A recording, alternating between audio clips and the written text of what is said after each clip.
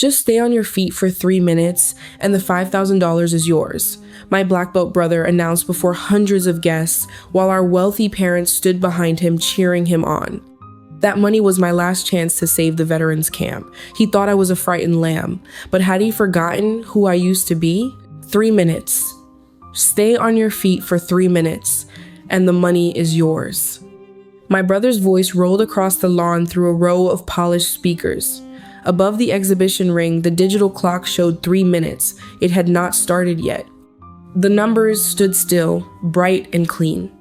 More than a dozen veterans were at Camp Valor that night. By morning, some of them could be packing everything they owned into plastic bins. 3 minutes could decide whether they still had a roof when the sun came up.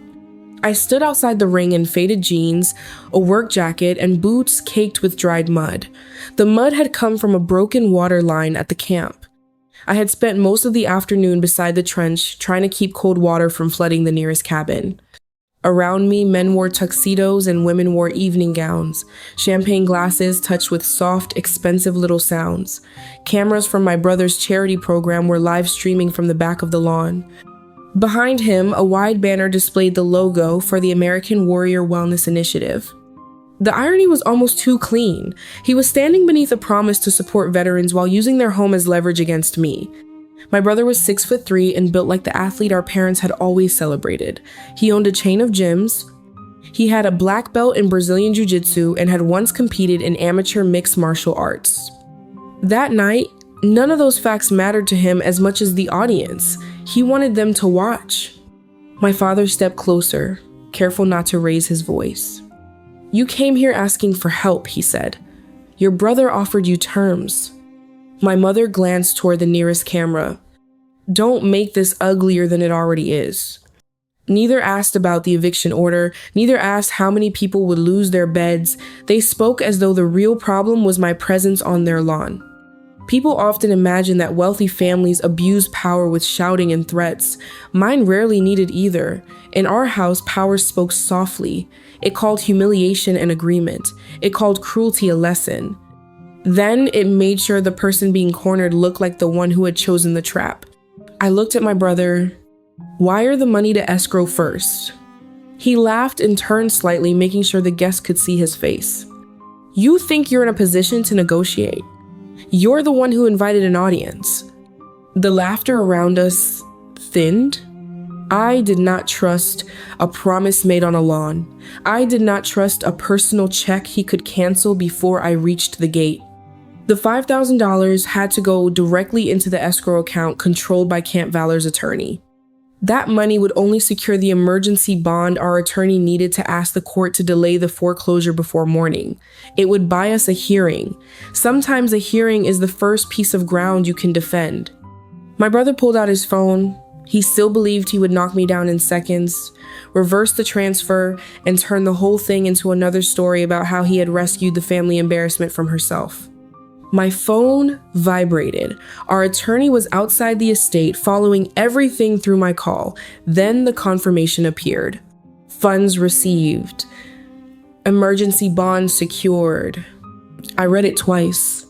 Camp Valor was not safe yet, but the petition could now be filed. The people waiting back at the camp had a chance they had not possessed 5 minutes earlier.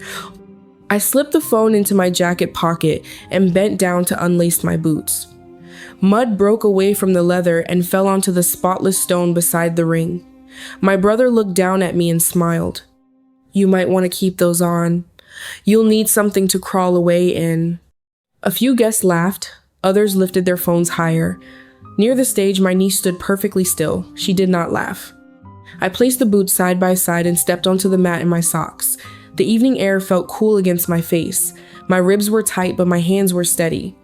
My brother expected me to ask whether I could survive 3 minutes with him. Instead, I met his eyes. "Are you sure you can last 3 minutes?" For the first time that night, his smile paused. The man running the exhibition moved between us and raised one hand. My brother rolled his shoulders. Then he cracked his knuckles. The sound was dry and small in the open air, but in my mind, it became something else. Wood breaking, metal bending, 3 months of a 17-year-old girl's work falling into pieces beneath the feet of the brother no one in my family had ever required to apologize.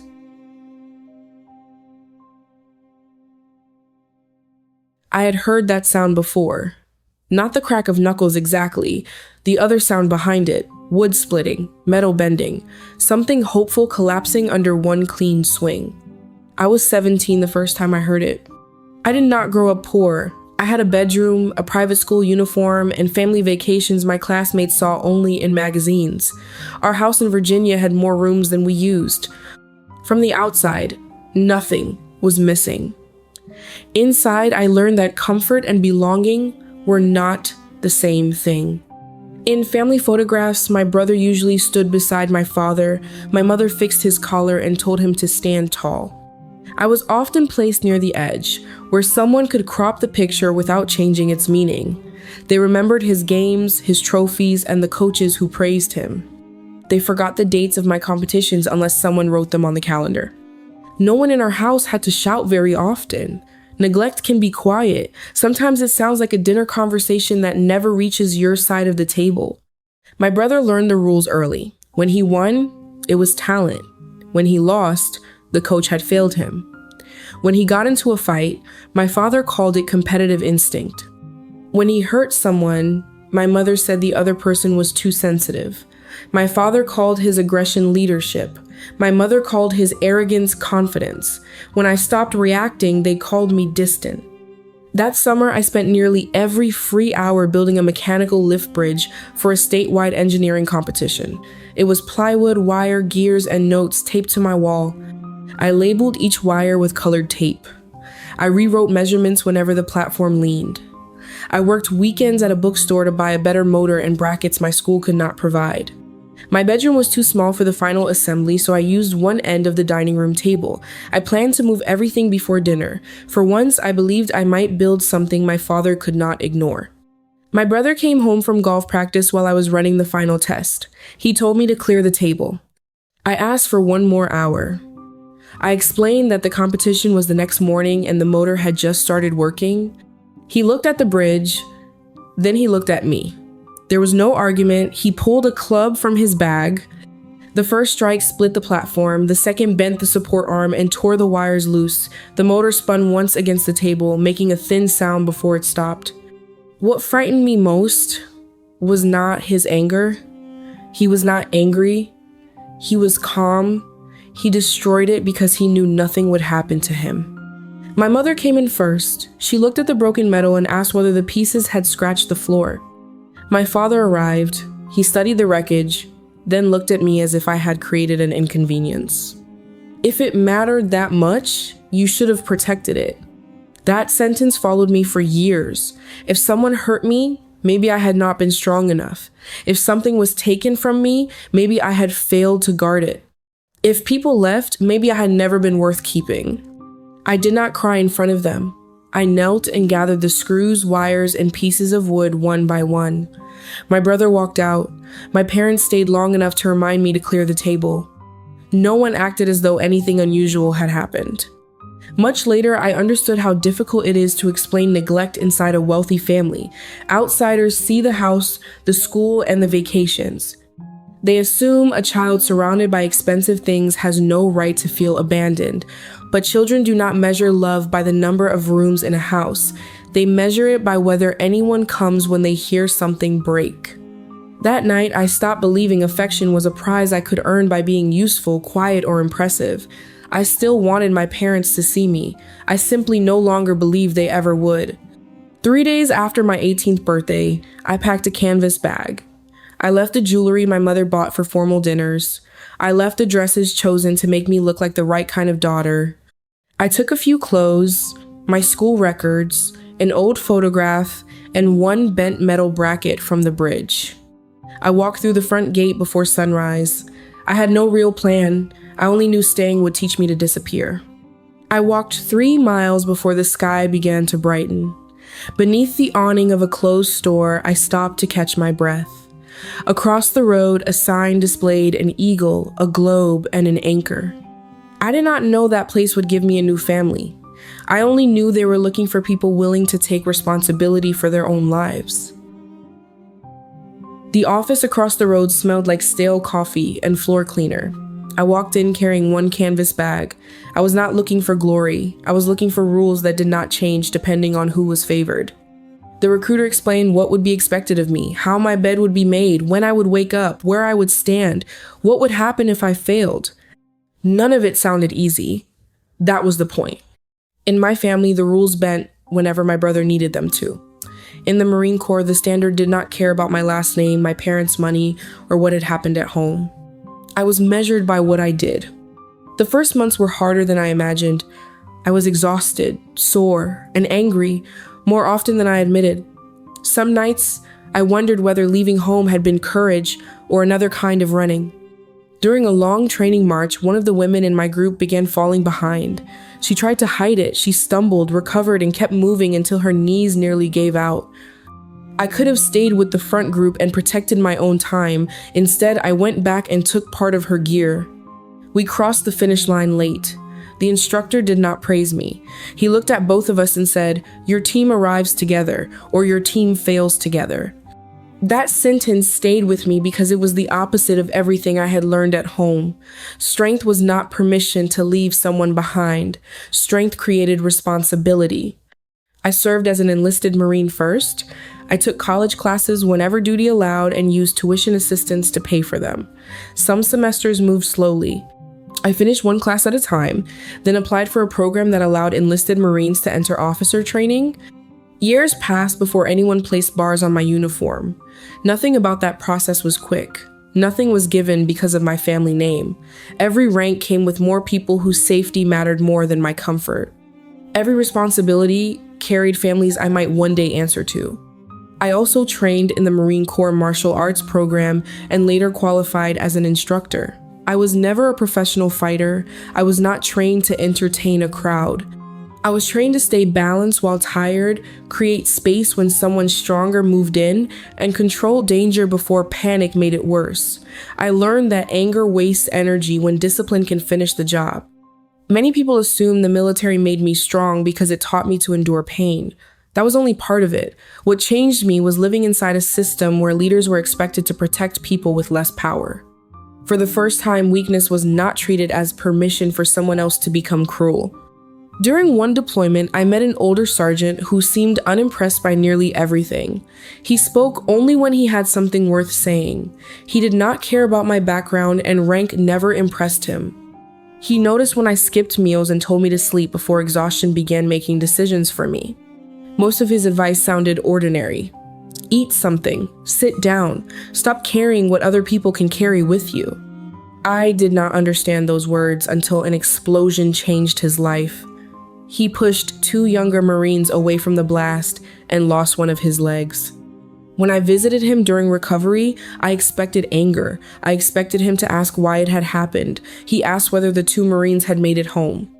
Weeks later, in a quiet hospital room, I asked how he could remain calm after losing so much. He looked at me for a long moment. "Anybody can hurt someone weaker," he said. "Strength is what you carry, so someone else doesn't have to."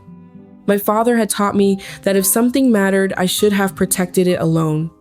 The sergeant taught me something better. Real strength was choosing what pain you were willing to carry so another person did not have to carry all of it.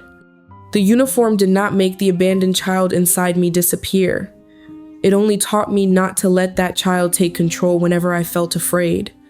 When the sergeant left the service, the hardest part was not the missing leg. It was the apartment he could not reach. It was the nights he could not sleep.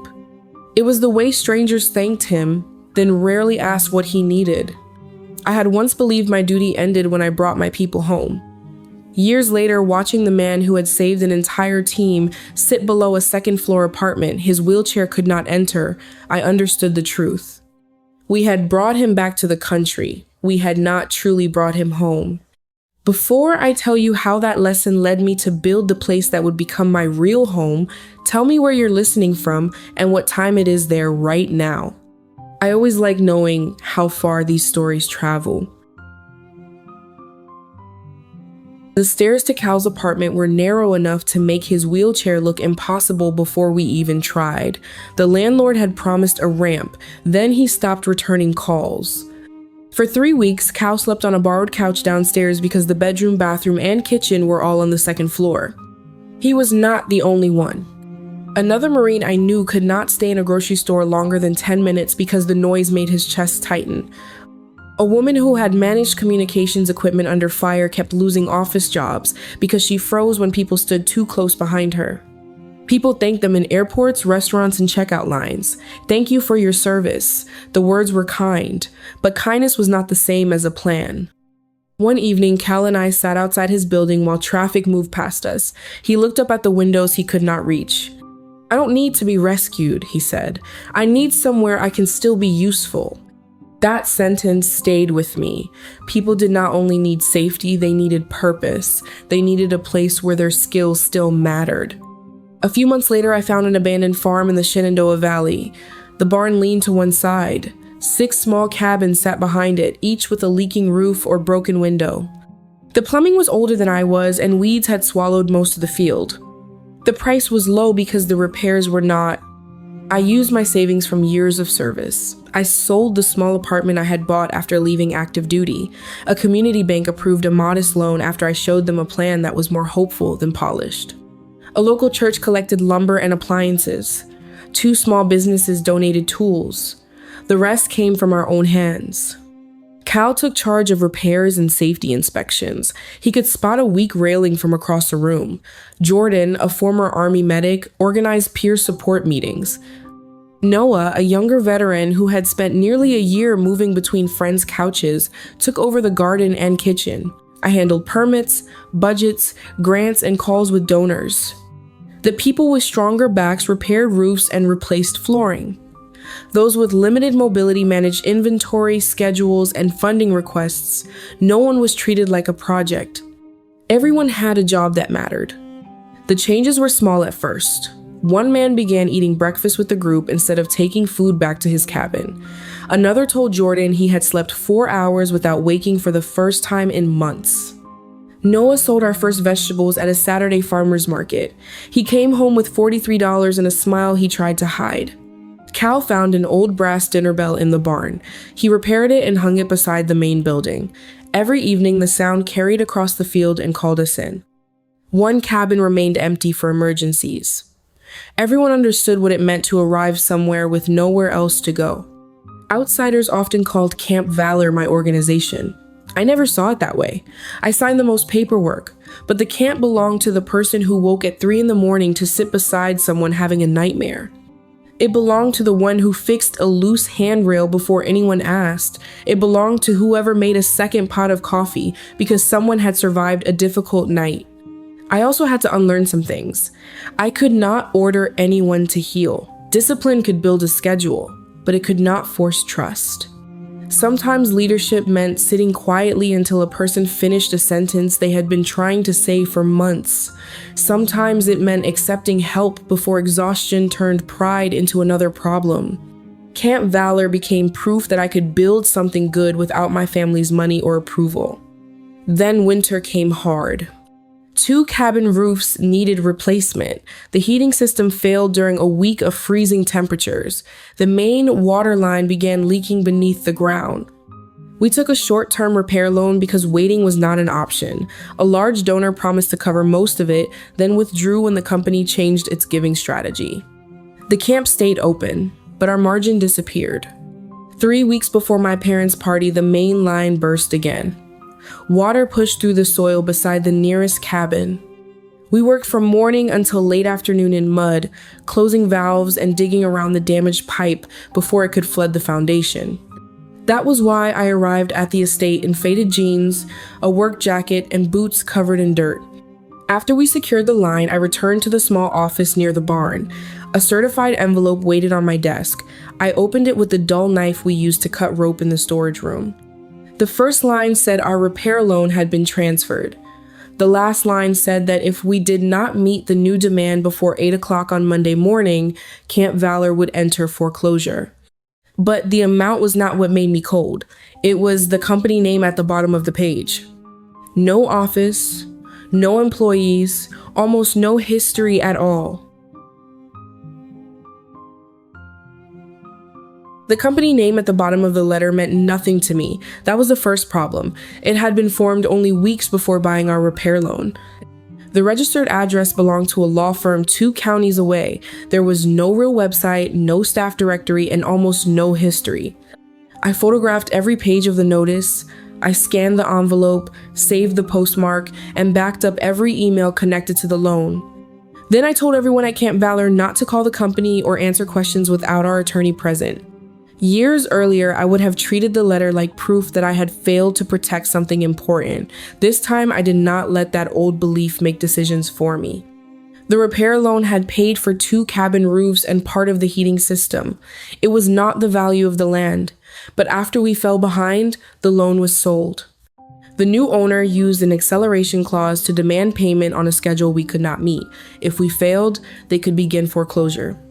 Our attorney believed the transfer looked unusual. She said we had grounds to ask the court for an emergency delay, but the judge would require a $5,000 bond. The money would show that Camp Valor was acting in good faith while the dispute was reviewed. $5,000 would not buy back the farm. It would buy us time. I spent hours moving through corporate records. The listed director led to a property management firm. That firm was owned by another limited liability company.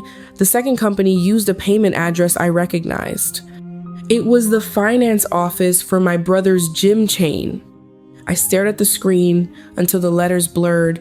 Then my attorney called. "This isn't random," she said. "Somebody targeted the note." I asked whether the records were enough to stop the foreclosure. "Enough to ask," she said. "Not enough to guarantee it." Evidence could open a door. It could not promise what waited on the other side. Months earlier, my brother had invited Camp Valor to join a charity campaign connected to his gyms. He wanted photographs of veterans training beneath his logo. He wanted one cabin renamed after his company. He wanted control over interviews and social media posts. He called it a partnership, I called it branding. Camp Valor was not a backdrop for a man who needed applause. The people there were not props for a fundraising video. I turned him down. Not long after that, one of our largest donors withdrew. Then the repair loan changed hands. I could not prove he had caused the donor to leave, but I could see what he had done with the debt. Money is not always used to buy something. Sometimes people use it to narrow another person's choices until obedience looks voluntary. My brother did not buy the loan because he wanted Camp Valor. He bought the right to decide where I would kneel and who would be watching. Late that afternoon, a process server arrived at the gate. He attached a formal notice to the fence. The deadline was 8 o'clock the next morning.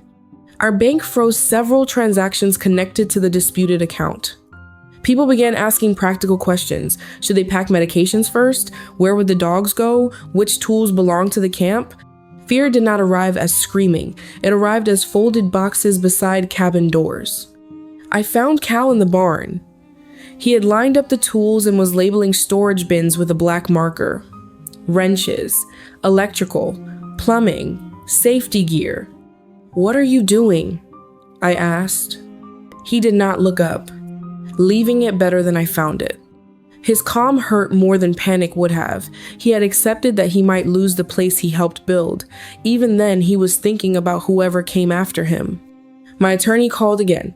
My parents' anniversary party was happening that night. My brother would be there with investors, sponsors, and local officials. He could transfer $5,000 without noticing the amount missing, but he would never give it freely, not unless he could turn my need into proof of his power. I stood in the barn doorway with the notice folded in my hand. I had promised myself I would never return to that house. Cal watched me. "You don't owe those people your pain," he said. "No," I answered, "but I owe everyone here a chance." I did not change clothes. There was no time. I took copies of the loan records, the company filings on my phone, the escrow instructions, and the notice from the gate. Then I drove toward Loudoun County as the sky grew dark. When the estate gates appeared beneath the lights, my brother's voice carried across the lawn. He was telling hundreds of guests that America had a duty not to abandon the people who had served it. I parked my mud-covered truck between 2 sports cars and stepped out. In my pocket was proof that he was trying to push those same people out of their home. No veteran should ever feel forgotten after coming home. Those were the first words I heard as I crossed the lawn. My brother stood beneath a banner for the American Warrior Wellness Initiative, speaking into a microphone as if gratitude belonged to him. Behind him, photographs of smiling veterans moved across a screen. In my jacket pocket, the foreclosure papers pressed against my side. I once thought hypocrisy meant saying something you did not believe. Later, I learned it could be worse. Some people believed using the right words about service and sacrifice was enough to make them good, even while their actions harmed the people they claimed to support. Guests stood beneath string lights with champagne glasses. Local officials and business owners filled the seats near the stage. A reporter lifted her camera when she saw me. Some stared. Several younger guests raised their phones. A few sponsors looked annoyed that someone in muddy work clothes had interrupted their polished evening. My niece stood near the stage. She looked from me to her father, trying to understand a story that no longer made sense. My mother reached me first. "Go change before someone takes a picture," she said quietly. "Someone already took our home." Her eyes moved past me to see who had heard. The danger to her was not what had happened. It was that someone might know. My father told me we could discuss the matter inside. "We can talk here," I said. "This is neither the time nor the place." That's what people say when the truth has witnesses. Someone lowered the music. My brother stepped away from the microphone and watched me approach. I stopped before the stage. "Did you buy the note on Camp Valor?" He said his company had made an investment. I pulled the records from my jacket. Through 3 limited liability companies created within 6 weeks? His eyes dropped to the pages. He knew I had followed the ownership trail. I asked why he had done it. He could have stayed quiet. Any careful attorney would have told him to stop. But silence would have made him look cornered before the people he wanted to impress. His pride answered for him. "I bought it because you needed a reminder," he said. "You don't walk away from this family and build something better." The words settled over the lawn. A few feet away, my niece lowered her phone near her hip. Her thumb touched the screen. A small red symbol appeared. I did not react. I had not come for a confession. I had come for time.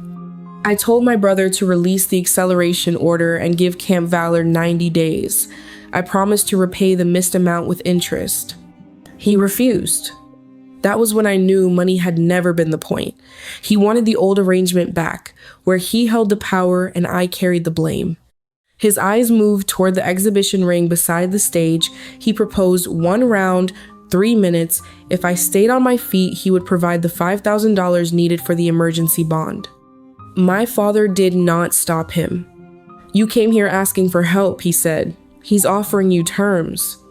My mother told the media team to end the live stream. They tried, but too many personal phones were already recording. I looked at the ring. If I refused, Camp Valor might lose its final chance before morning. If I accepted, I gave my brother the public performance he wanted. But I did not need to defeat him to reach my immediate goal. I needed the money transferred first. I called our attorney and placed the phone on speaker. She sent the escrow instructions. My brother laughed, then completed the transfer because he believed he could undo everything after I fell. While we waited, the guests formed a loose circle. An event official set the clock for 3 minutes. My brother removed his jacket. My father moved near the front. My mother ordered staff to keep the reporter back. My niece still held her phone. Then my screen lit up. Funds received. Emergency bond secured. I placed the phone beside the ring and bent to remove my boots. My brother looked down at the mud on the leather. "You might want to keep those on," he said. "You'll need something to crawl away in."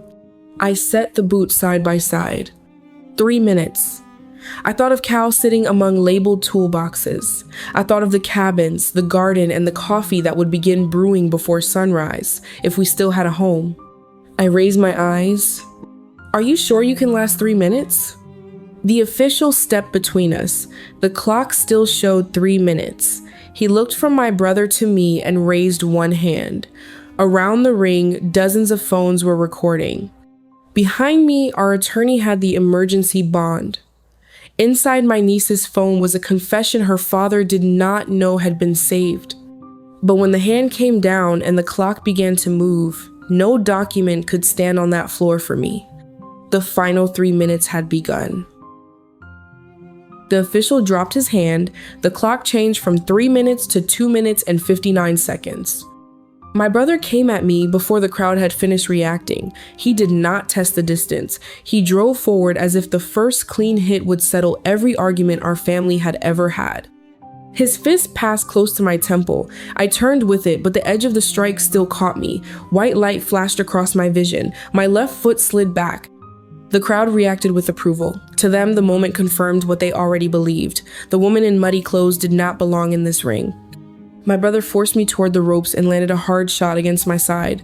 The breath left my chest. I heard the clock. I heard his shoes scrape the mat. Then I started watching. He put everything into every strike. Whenever he connected, he looked toward the guests. Whenever he missed, his weight carried too far forward. He was not only trying to beat me, he was performing.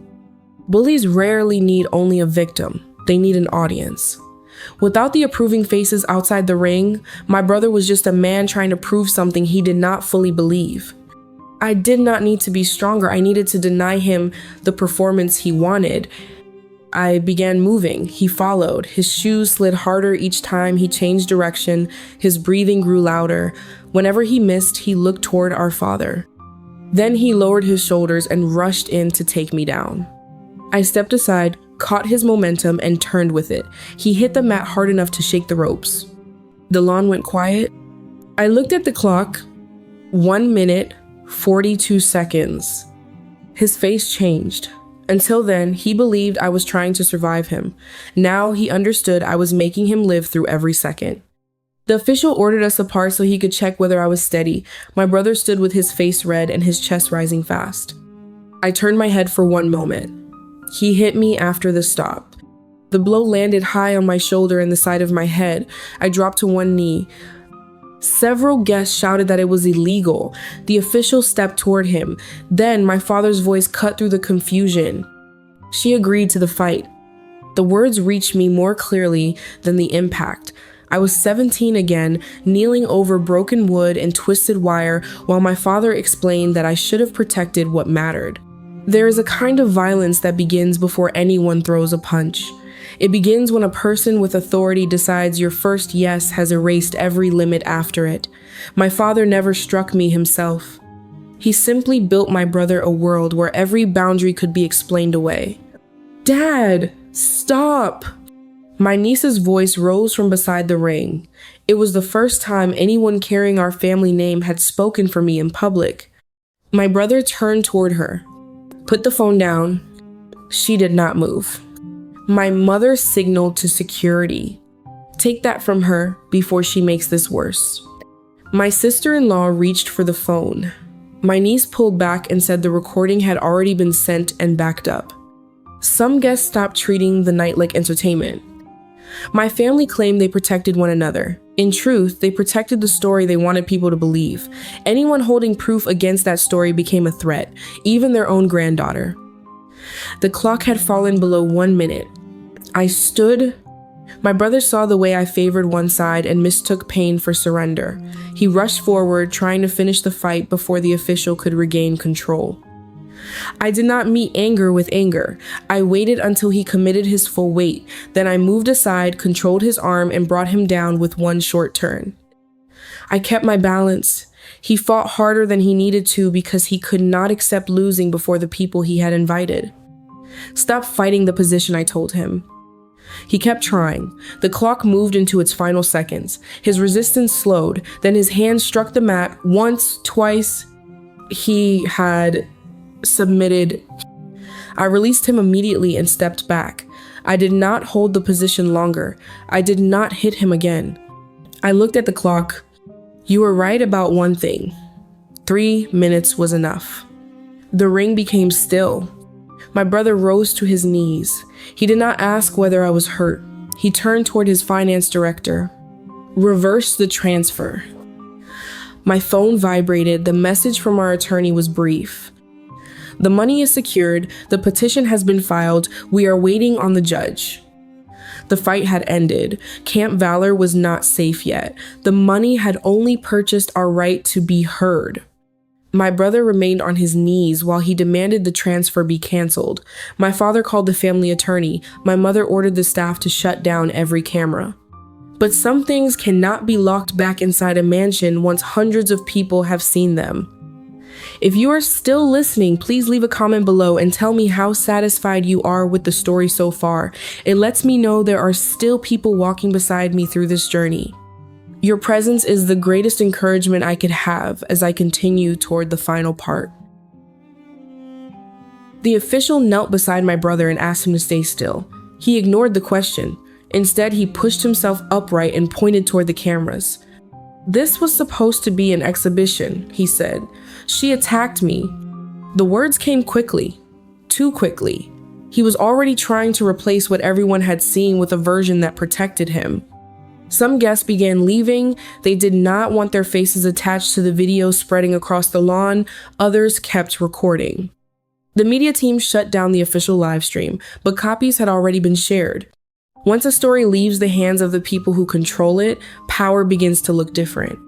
I stepped away from the ring and called our attorney. She told me the transfer had cleared. The $5,000 was already in the escrow account. The emergency petition had been filed with the court, along with proof of the bond. A judge could respond during the night or early the next morning. There was no guarantee the request would be approved. I thanked her and ended the call. The pain in my side was getting stronger. My head felt heavy, as if every sound reached me half a second late. Still, I did not feel like celebrating. The fight had given us a chance. Nothing more.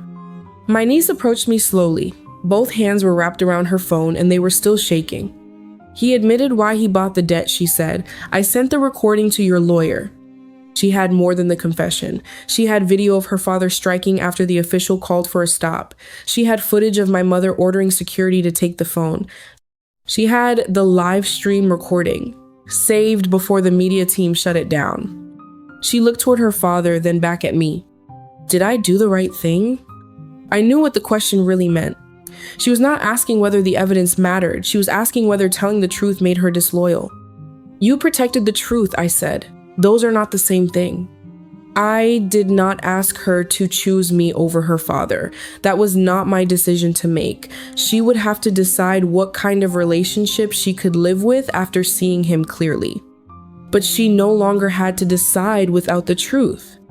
The family's longtime butler came toward us while my niece stepped away. He held a business card between two fingers. He told me he had overheard my brother discussing the loan several weeks earlier. The conversation had not sounded like an investment. It had sounded like a plan to force me back under the family's control. He offered the card for my attorney. I should have spoken years ago, he said. I can speak now. There was regret in his face, but no request for forgiveness. I took the card. Sometimes the first useful thing a witness can do is stop explaining why they remain silent and begin telling the truth. My father found me near the edge of the lawn. He wanted to speak privately. This time I agreed to move a few steps away, but not into the house. He offered a settlement. The family would stop the foreclosure. Camp Valor would receive additional money. In return, I would hand over the recordings, sign a confidentiality agreement, and describe the fight as a family misunderstanding. The family name could not be mentioned in connection with the property dispute. It sounded generous until I listened to what he was actually asking. My brother would still control the debt, my parents would still control the story, and everyone at Camp Valor would remain safe only as long as I stayed quiet. People with power often call silence peace, but peace that requires the injured person to erase the evidence is only obedience with cleaner language. No, I said. My father stared at me as if I had refused help rather than another form of control. I told him any resolution would go through the attorneys and the court. The debt had to be transferred away from my brother. The agreement had to protect Camp Valor after the cameras were gone. He said I was being unreasonable. For most of my life, that word had been used whenever I stopped making things easy for them. This time, it had no effect. A local reporter approached and asked whether I wanted to make a statement.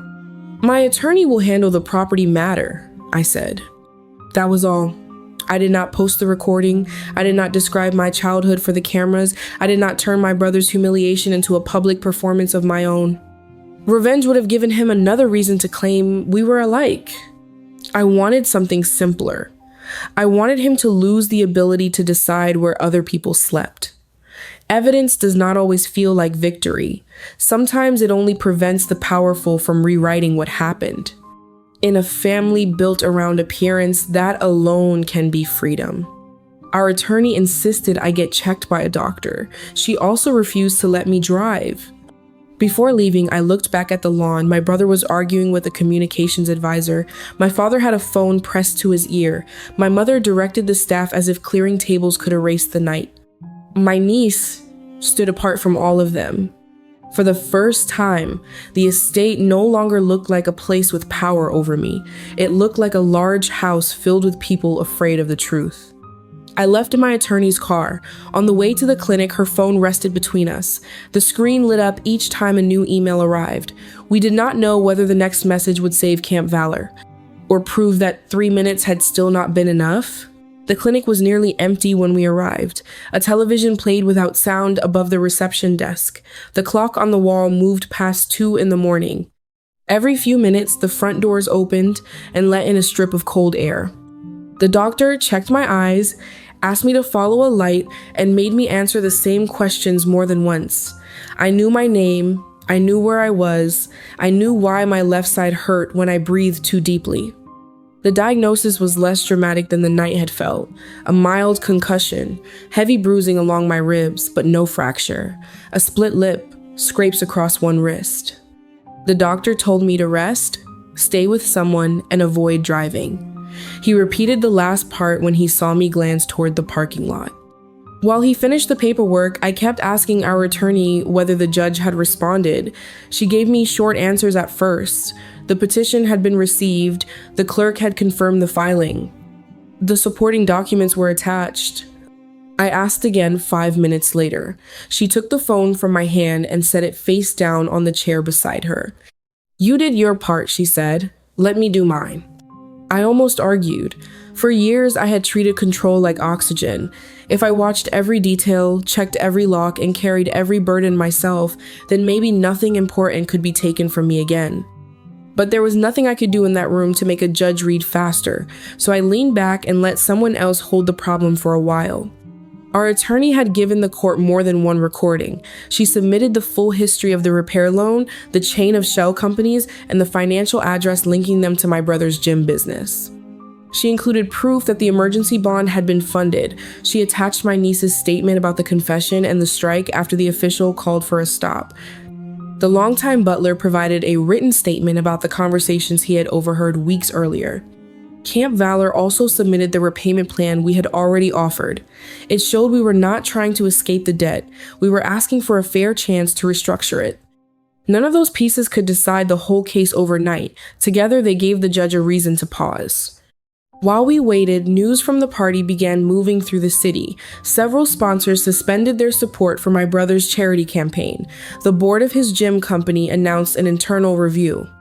A local reporter described the dispute as a possible conflict between a private business interest and a public fundraising campaign. No one had declared him guilty of anything. No one had arrested him. The facts were simply no longer staying inside the family. Near 4 in the morning, our attorney's phone lit up again. This time, she did not turn it over immediately. She read the message once, then a second time.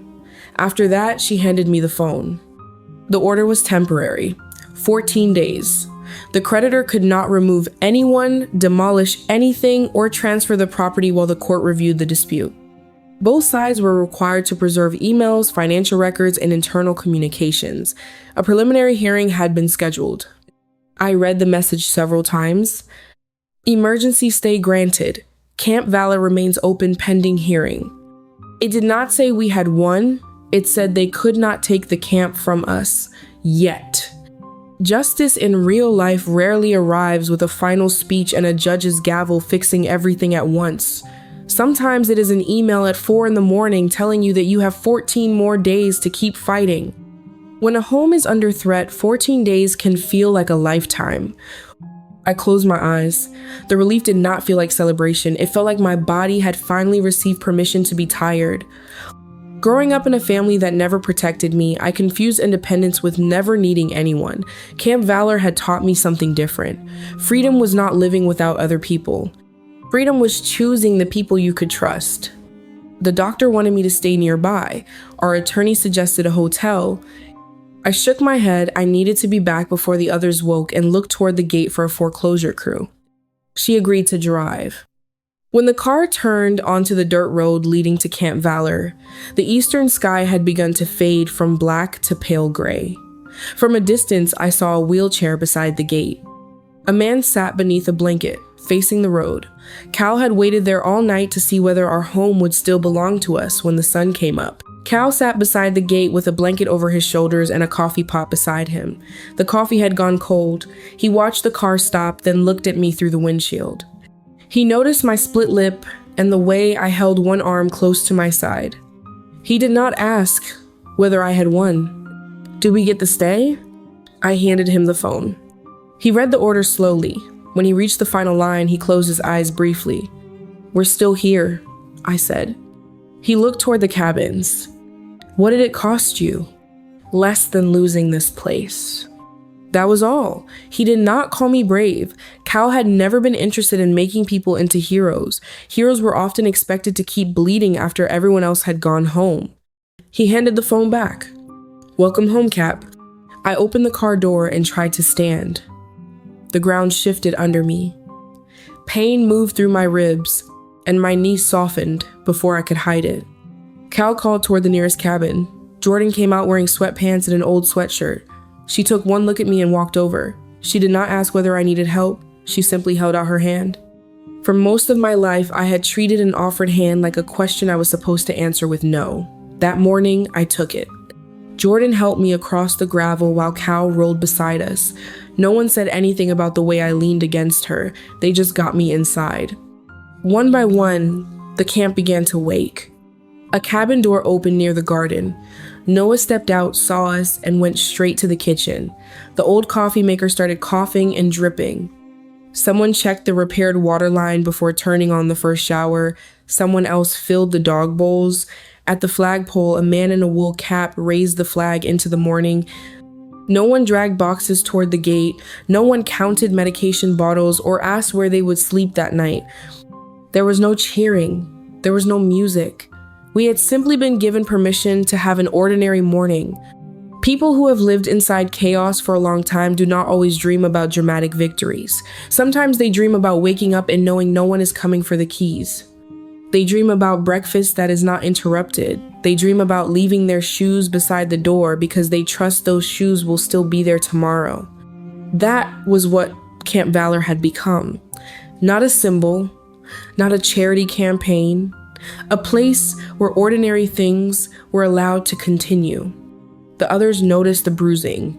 I saw their eyes move toward my face, then away. No one pressed me for details. I did not tell them what my father had said. I did not repeat my brother's threats. The Whitmore family had already taken enough space from my life. They did not deserve to occupy that morning too. Jordan settled me into a chair near the kitchen window. Cal placed the court order on the table and read it again. 14 days. It was not forever, but it was enough time to stop packing, enough time to meet with the bank, enough time to build a plan that could survive the next crisis. Noah set a mug in front of me. "It's terrible," he said, "but it's hot." I took a careful sip. The coffee was bitter. The heat caught the cut in my lip. Pain moved through my face, and I laughed before I could stop myself. The sound surprised me. Then someone else laughed too, not because the danger was gone, because for that moment we were still together. I had spent years believing my value depended on how much pain I could carry without asking for help. That morning, with Jordan's hand resting on the back of my chair, I understood something I should have learned long before. Dignity is not never falling, it is knowing where you can fall and still be lifted. Camp Valor did not need me to be untouchable. They needed me to come back. For the first time, I understood that I was not only one of the people protecting this place, I was also one of the people it protected. We had saved that morning, but 14 days passed faster than anyone expected. To keep Camp Valor safe for good, I would have to do something harder than stepping into a ring. I would have to stop building an entire community around the belief that I alone could save it. 14 days sounded generous at 4 in the morning. By the third day, it felt like a clock running beside every conversation. Our attorney came to Camp Valor with folders and a legal pad covered in notes. She explained that the land, the cabins, and most major contracts were tied too closely to my name. That had made us easy to target. I had built the camp by taking responsibility for everything. Now the same habit had become a weakness. Her solution was not dramatic. It was better than dramatic. We would move the property into a nonprofit trust. An independent board would oversee the land, the budget, and every major agreement. Veterans, legal advisors, and members of the local community would all have a seat at the table. We would create a reserve fund, publish our financial reports, and stop depending on one large donor to carry us through a bad season. At first, part of me resisted. Sharing authority felt too much like losing control. Then I looked around the room and saw the people already carrying this place with me. Cal took responsibility for the long-term repair plan. Jordan agreed to oversee the support programs and staff training. Noah organized a farmers market fundraiser and convinced 3 local restaurants to buy produce from our garden. Our attorney opened negotiations with the community bank. For the first time, my signature was not the only one at the bottom of every important page. The camp did not become less mine. It became safer because it was never supposed to belong to one person. A week before the hearing, my niece arrived alone. She wore jeans, a plain jacket, and shoes dusty from the road. She looked younger without the lights and formal clothes from the party. We sat outside the kitchen while Cal worked nearby. She told me her father had always said I left because I was selfish. The family claimed the military had made me unstable. No one had told her about Camp Valor, or the people living there, or the years it took to build. After the party, her father ordered her to withdraw her statement. She looked toward the cabins. What am I supposed to do with everything I know now? I could not tell her how to live the rest of her life. I could only give her the one thing my family had denied both of us: a choice. Start by not lying to yourself. She nodded. A toxic family cycle does not always end with one final confrontation. Sometimes it ends when a young person is told to repeat the family lie and answers no for the first time. 2 days later, my father sent a settlement through the attorneys. My brother's company would cancel the accelerated payment demand. The family would make a donation to Camp Valor. In return, I had to sign a confidentiality agreement. My niece had to withdraw her statement. No one could discuss the fight, the debt, or the family's involvement. It was money offered in exchange for silence. I rejected that part. I agreed to discuss transferring the loan to the community bank at a fair price. Every term had to be public, reviewed by the court, and written so my brother could never control the property again. By then, his company board had suspended him from daily management while they investigated the use of corporate funds. The charity campaign had been postponed. Several sponsors had stepped away. He was not bankrupt.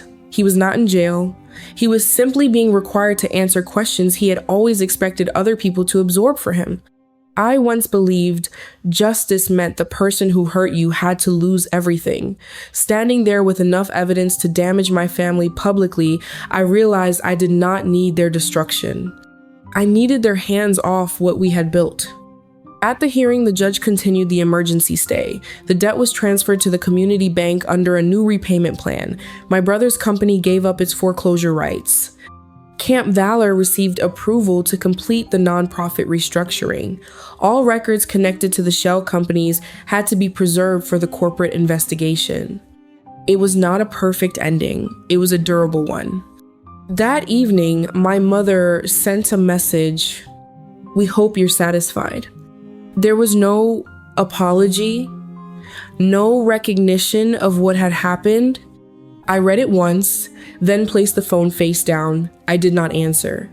For years, I imagined freedom would come when my parents finally understood me. Instead, it came when I understood that they did not have to.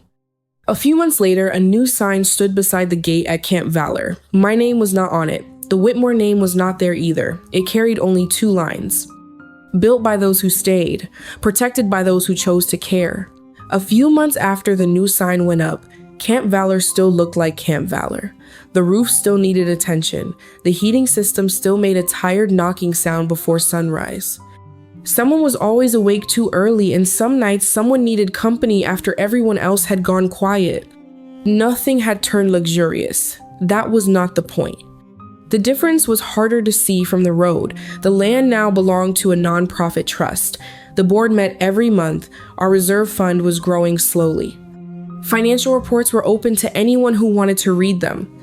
No single donor could decide whether we survived. No family could use a private debt to control us again. One Saturday morning, I opened a box I had carried through every move since I was 18. Inside were old photographs, school papers, and the bent metal bracket from the bridge my brother destroyed. For years, I kept it because I could not let go of what it represented.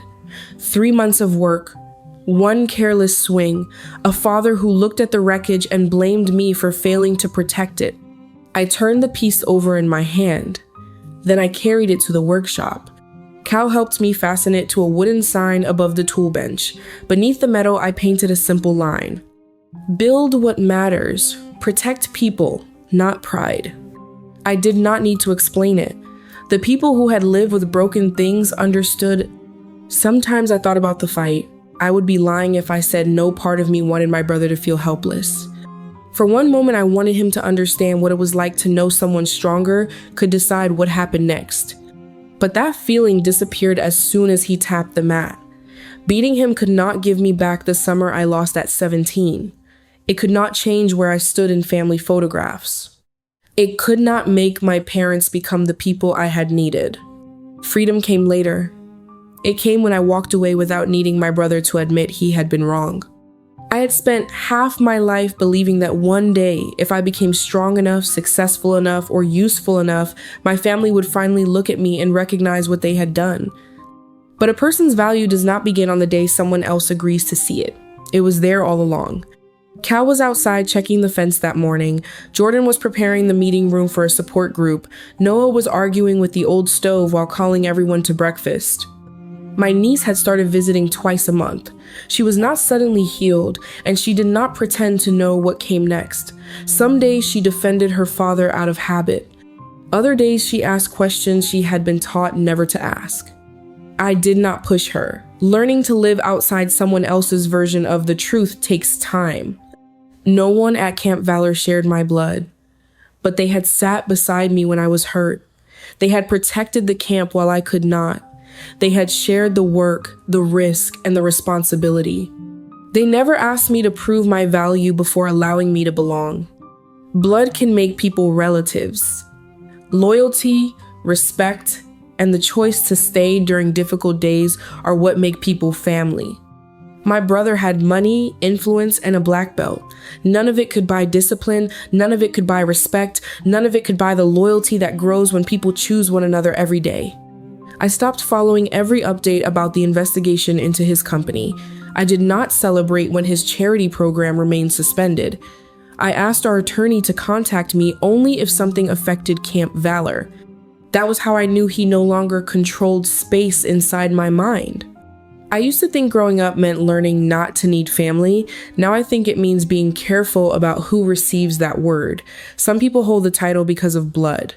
Others earn it by protecting your dignity, telling you the truth, and staying when leaving would be easier. That morning, the breakfast bell rang across the field. People stepped out of cabins and walked toward the dining hall. Cal rolled beside Jordan. Noah held the door open while complaining about the coffee. I joined them. Not ahead of everyone as their captain, not behind them as the daughter who had once been left out. I walked among them, exactly where I belonged. Do you believe I handled my brother the right way?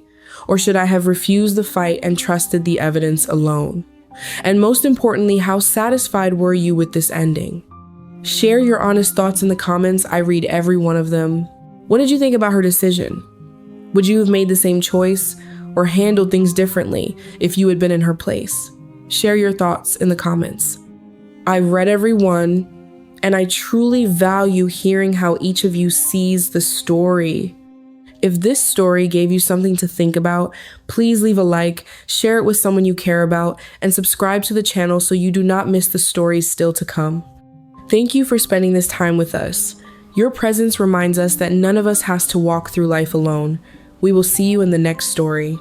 We are Honor Family Radio, sharing stories that help us move through the years together, rediscover peace, and find the strength waiting within our hearts.